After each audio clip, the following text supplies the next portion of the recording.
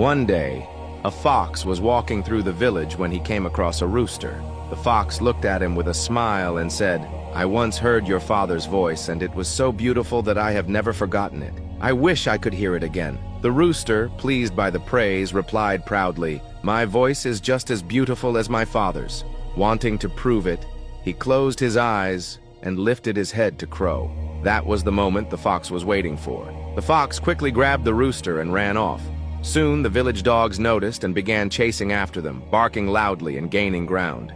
Fear filled the rooster's heart, but he quickly thought of a plan. He said to the fox, "If you want to get rid of these dogs, shout to them that this rooster does not belong to their village." The fox, confident and eager to boast, opened his mouth to speak. But the moment he did, the rooster slipped free, flapped his wings, and escaped back to safety. Watching his prey disappear, the fox cried out in frustration, "Cursed be the mouth that speaks when it should remain silent." From a safe distance, the rooster replied, "Cursed be the eye that closes when it should remain open." What can we learn from this story?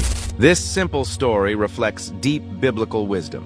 The Bible repeatedly warns us about the danger of flattery and careless speech. A lying tongue hates those it hurts, and a flattering mouth works ruin.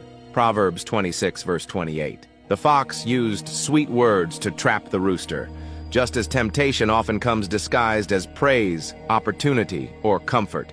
Scripture also reminds us to stay alert. Be sober-minded. Be watchful. Your adversary, the devil, prowls around like a roaring lion, seeking someone to devour. 1 Peter 5, verse 8. The rooster's mistake was not his voice. It was closing his eyes. The moment he stopped being watchful, danger took control. At the same time, the fox's downfall came from careless speech. Those who guard their mouths preserve their lives. Proverbs 13, verse 3. Had the fox remained quiet, he would not have lost his prize. His words exposed him. This teaches us that wisdom is not only about speaking well, but about knowing when not to speak at all. Jesus himself warned his followers to be wise as serpents and harmless as doves. Matthew 10, verse 16.